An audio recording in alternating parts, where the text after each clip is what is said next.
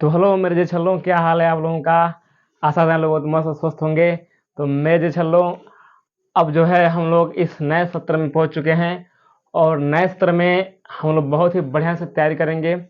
तो मेरे जो छल्लों, जितने लोग भी पुराने मित्र थे उनका बहुत बहुत धन्यवाद, ताकि उन लोगों से हमारा भी बहुत ज़्यादा लगाव हो चुका था। तो मेरे दोस्त, ये दुनिया का रीत है कि जो आया है वो जाएगा, एक अगले का नंबर आएगा। तो ऐसे ही करके जो होता है उसको थोड़ा सा मैनेज करना पड़ेगा। लेकिन फ़िलहाल जो है हम लोग नए तरीके से, नए स्टैंडर्ड से, नए तरीके से पढ़ेंगे हम लोग इसमें, और बहुत ही मज़ा आएगा और बहुत ही इंटरेस्ट आएगा। तो मैं जो चल रहा हूँ, आज जो है हम लोग बायोलॉजी का बहुत ही बेसिक चीज़ पढ़ने वाले हैं, और इस बेसिक को आपने नहीं पढ़ा तो मतलब आपने कुछ नहीं पढ़ा। इसलिए इस वीडियो को आप लोग बहुत ही बढ़िया से, पूरी अच्छी तरह से देखेंगे, ताकि आपको बेसिक समझ में आएगा। तो आप जितना कुछ भी पढ़ेंगे आपको हर चीज़ समझ में आता रहेगा। तो आइए हम लोग बिना देर के हुए आज जो है हम लोग बेसिक चीज़ जानेंगे, और ये बायोलॉजी का बेसिक क्या होता है उसके बारे में हम लोग जानने वाले हैं। ठीक है, तो इसका जो इंट्रोडक्शन है बायोलॉजी का, देखिए बायोलॉजी जिसमें जीवों का और जिसमें वनस्पतियों का अध्ययन किया जाता है, उससे हम लोग क्या बोलते हैं, जीव विज्ञान। मतलब जीवों के अध्ययन का जीव विज्ञान कहते हैं। जीवों का अध्ययन करना है उसे क्या बोलते हैं हम लोग, जीव विज्ञान। यानी कि वह विज्ञान की शाखा है जिसमें जीवों का अध्ययन किया जाता है, उसे हम लोग जीव विज्ञान कहते हैं। जीव विज्ञान को दो भागों में बांटा गया है, एक तो बॉटनी में और होता है जूलॉजिकल में। तो जूलॉजिकल में जो होता है आपको सिर्फ और सिर्फ जीवों के बारे में होता है, ज्ञान दिया जाता है। और बॉटनी में होता है सिर्फ और सिर्फ होता है वनस्पतियों के बारे में होता है, ज्ञान दिया जाता है। ठीक है, तो इधर ध्यान रहे कि विज्ञान की वह शाखा जिसमें जीवों का अध्ययन किया जाता है उसे जीव विज्ञान कहते हैं। तो ध्यान रहे हमेशा कि विज्ञान की वह शाखा जिसमें विज्ञान की वह शाखा जिसमें जीवों का अध्ययन किया जाता है उसे हम लोग क्या बोलते हैं, जीव विज्ञान कहते हैं। और जीव विज्ञान के जो जनक हैं उन्हें जो होता है हम लोग मानते हैं, उनका नाम है अरस्तु। क्या नाम है, अरस्तु। यानी कि जीव विज्ञान के जो जनक, यानी कि जनक कहे जाने वाले कौन है, अरस्तु। इन्होंने जो होता है हम लोग जीव विज्ञान का पिता भी कहते हैं। ठीक है, तो जीव विज्ञान के जनक कौन है, अरस्तु है। इनका इंट्रोडक्शन और जीव विज्ञान जो इंट्रोडक्शन है वो बहुत ज़्यादा इम्पोर्टेंट है। सबसे पहले इन्होंने बताया था कि एक होता है जीवन अवधि। क्या चीज़, जीवन अवधि। तो जीवन अवधि का मतलब होता है, देखिए जीवन अवधि मतलब कि जो व्यक्ति जो होता है जन्म लिया है उसको तो मरना तय है। जो भी व्यक्ति या जो भी जीव, जितने भी संसार में आप कोई भी वस्तु देख लीजिए, वह पूरी वस्तुएं हमेशा क्या है, तो नश्वर हैं। क्या है, नश्वर हैं। भले उसका जीवन लंबा हो कम हो, लेकिन आप जो भी वस्तु देख पाएंगे वह वस्तुएं हमेशा क्या है, नश्वर हैं। यानी कि समाप्त होने वाली हैं। कोई इसमें मतलब कि अमर वस्तुएं नहीं है। तो इन वस्तुओं को जो स्टार्टिंग से लेकर, यानी कि जन्म से लेकर और प्राकृतिक मृत्यु तक के बीच की जो अवधि होती है उसे हम लोग बोलते हैं क्या चीज, जीवन चक्र। तो ध्यान रहे हमेशा आपको कि व्यक्ति के या चाहे किसी भी जीव के लिए उसका प्राकृतिक जन्म और प्राकृतिक मृत्यु के बीच में जो अवधि होता है उसे हम लोग बोलते हैं जीवन अवधि। या तो जीवन चक्र भी पूछता है आपसे, जीवन चक्र। तो जीवन चक्र का मतलब यही होता है कि व्यक्ति के जन्म से लेकर प्राकृतिक मृत्यु तक, ध्यान रहे हमेशा कि व्यक्ति के या जीव के जन्म से प्राकृतिक मृत्यु, जन्म से प्राकृतिक मृत्यु के बीच की अवधि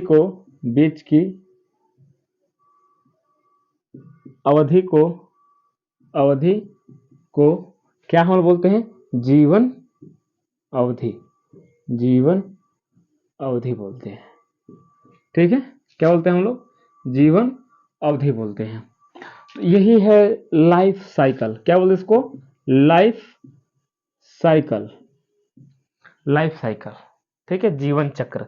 यानी जो भी जीव हैं इस पूरी पृथ्वी पर, पूरे संसार में, पूरे वर्ल्ड में, वह सभी क्या है, नश्वर है। नश्वर मतलब एकदम समाप्त होने वाला। आप कोई भी वस्तु देख लीजिए जो आपका नश्वर ना हो, हर एक वस्तु नश्वर है। आप खुद नश्वर हैं, आपके जो कपड़े पहने हैं वो भी नश्वर है, जो वस्तुएं आप देख पा रहे हैं वो भी क्या है, नश्वर है। आप जिस घर में रह रहे हैं वो भी क्या है, नश्वर है। मतलब एक समय ऐसा आएगा जो वो भी तय खराब हो जाएगा। आप बहुत ऐसे बिल्डिंगें देख चुके हैं, घर देख चुके हैं जो ढह जाते हैं, उनको तय दीमक खा गलता है पूरी तरह से। क्या बोलते हैं उसको, हम लोग अपने भाषा में बोलते हैं नुनछी का लगना। तो नुनछी जो होता है धीरे धीरे दीवार को, मिट्टी को, सबको धीरे धीरे खत्म कर रहा है। ठीक है, तो वह एक दीमक होता है कि दीमक की भांति होता है किसी को धीरे धीरे खत्म करना। तो लाइफ साइकिल जो होता है, जीवन अवधि होता है व्यक्ति का या चाहे किसी भी जीव का, जन्म से लेकर प्राकृतिक मृत्यु तक के बीच की अवधि को हम लोग क्या बोलते हैं, जीवन चक्र बोलते हैं, तो जीवन अवधि बोलते हैं। ठीक है, तो सबसे पहले जो होता है हमें जीवन अवधि, जैसे मान लीजिए कोई भी, जैसे हाथी हुआ, बरगद हुआ, तो बरगद होता है जो सबसे ज्यादा शायद सिकोया हुआ, इनका सबसे अधिक जीवन अवधि है। और हाथी भी होता है, इसका जीवन अवधि है। मक्खी हुआ, कोई भी जीव ले लीजिए आप, इनका सब सभी लोगों का क्या है, जीवन अवधि है। जैसे हम लोग हैं मनुष्य, तो हमारा जीवन अवधि कितना है, हमारा जीवन अवधि कितना है, तो हमारा जीवन अवधि इसमें 60 वर्ष, 70 वर्ष, 80 वर्ष, यही लास्ट वर्ष है। इससे ज़्यादा हम लोग नहीं जी पाएंगे। तो हमारा जो जीवन अवधि है कितना है, 60 वर्ष, 70 वर्ष, इतना ध्यान रहे आपको। ठीक है, तो ये जो जीवन काल है या जीवन अवधि है, ये बहुत ज़्यादा इंपॉर्टेंट है, क्योंकि पूछता है, मतलब इसकी नॉर्मल भाई क्या बोलते हैं कि जीव विज्ञान का होता है, ये बेसिक चीज़ है। तो जीवन अवधि सबसे पहले पढ़ाई जाती है कि जीवन अवधि जो होता है ये क्या होता है। तो जीवन अवधि जानने हमेशा कि व्यक्ति की या चाहे जीव की जन्म से लेकर प्राकृतिक मृत्यु के बीच की जो समय अवधि होती है उसे हम लोग क्या बोलते हैं, जीवन अवधि। इतना ध्यान रहे आपको हमेशा कि कोई भी इस संसार में जीव वह हमेशा अमर नहीं होता है, वह एक न एक दिन क्या उसका है, मृत्यु तय है। ठीक है, तो इसको हम लोग क्या बोलते हैं, जीवन अवधि बोलते हैं। ठीक है, तो जीवन अवधि, जीवन को कैसे व्यापन किया जाता है, जीवन कैसे आता है, इसके बारे में हम लोग चर्चा करेंगे। ठीक है, तो फिलहाल जो है इसको मिटा देते हैं, फिर मिलते हैं। ठीक है, जो होता है हम लोग जानने वाले हैं अभी जनन के बारे में। ठीक है, तो जनन जो है, जनन जनन क्या होता है, तो बोलते हैं रिप्रोडक्टिव, रिप्रोडक्टिव। ठीक है, रिप्रोडक्टिव।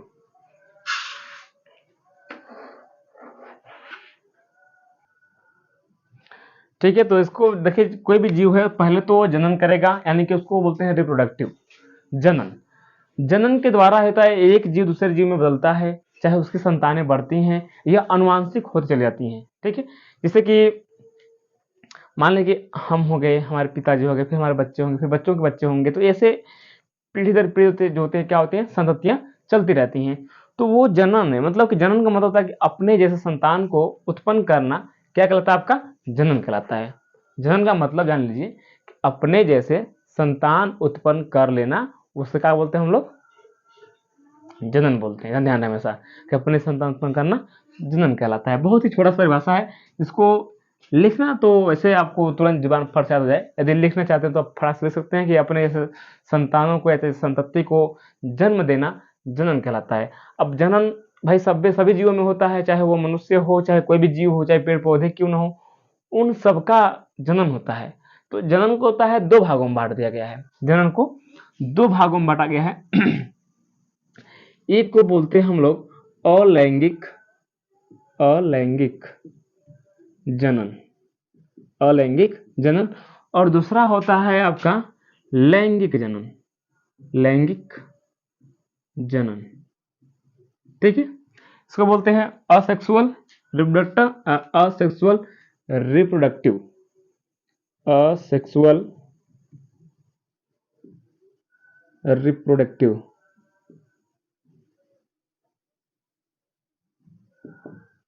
और इसको बोलते हैं सेक्सुअल, सेक्सुअल रिप्रोडक्टिव। ठीक है, तो मतलब इस प्रकार होता है, जनन को दो भागों में बांट दिया गया है। एक तो अलैंगिक होता है और एक क्या होता है, लैंगिक जनन होता है। तो अलैंगिक जनन और लैंगिक जनन कैसे जानेंगे, किस में होता है अलैंगिक और किस में होता है लैंगिक जनन। तो इसमें भी जीवों को होता है बहुत ही अच्छी तरह से बांट दिया गया है कि ऐसे ऐसे जीव जो हैं वो अलैंगिक होंगे और बाकी सभी जीव क्या बनेंगे, लैंगिक बनेंगे। तो इसमें कहा दिया गया है कि जिसमें केवल एक जनक, जिसमें केवल एक ही जनकों की आवश्यकता होती है,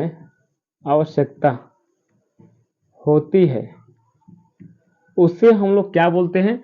अलैंगिक जनन। अब बात यह है कि एक ही जो जीव जंतु होते हैं वो कौन कौन से हो सकते हैं, जान लीजिए। आपका हाइड्रा हो गया।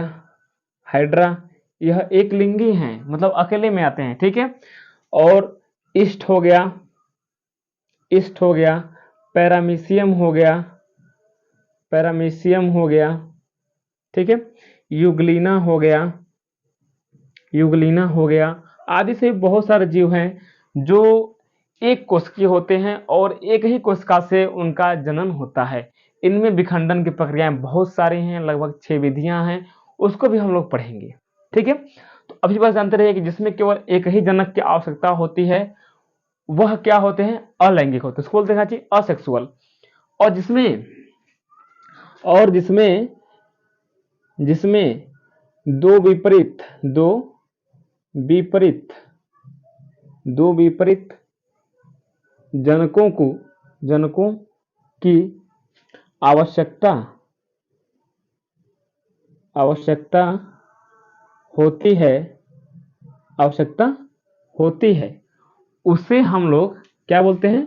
लैंगिक जनन बोलते हैं। दो विपरीत जनक, यानी कि हम लोग लेंगे तो जाहिर सी बात है कि नर व मादा होंगे, क्योंकि देखिए इनमें विपरीत लैंगिक है, ठीक है। नर का नर जनन होता है अलग से और मादा का मादा जननांग होता है, तो इन दोनों का विपरीत जननांग होता है। तो इन दोनों के मिलने से जो जनन होता है वो क्या होता है? लैंगिक जनन होता है। क्या होता है? लैंगिक जनन।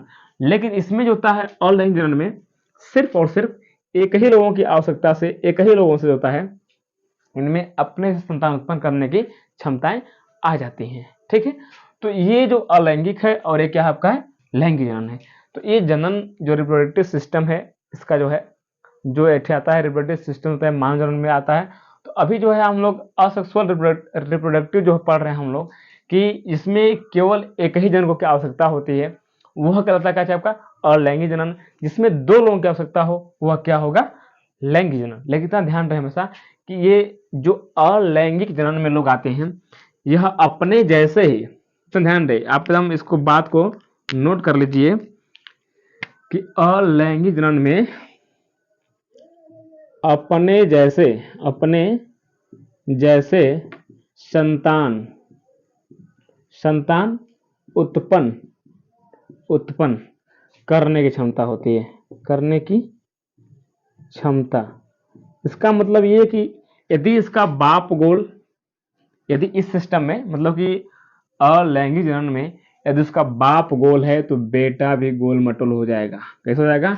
बेटा भी गोल मटोल हो जाएगा। यानी कि बाप गोल तो बेटा भी गोल मटोल। इतना ध्यान रहे हम सबको कि बाप गोल तो बेटा भी गोल मटोल। मतलब कि देखिए यदि ये गोल है तो इसकी संतानें भी क्या होंगी? गोल ही होंगी, ठीक है। तो ऐसे में क्या होता है, इनकी जो जनक होते हैं उनका चेहरा होता है, उसके संतानें जो होती हैं वह अपने जनक से हूबहू मिलती हैं। क्या मिलती हैं? हूबहू।